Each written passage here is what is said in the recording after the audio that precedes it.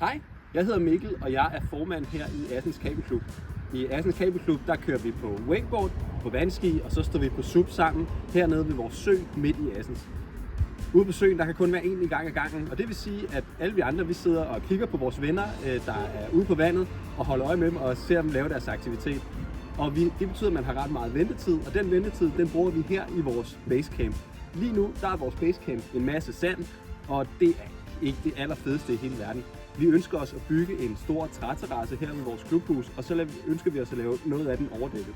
Vi håber, at Hjem og Fix har lyst til at hjælpe os med at lave en overdækket træterrasse, så vi kan sidde og nyde vores vandaktiviteter.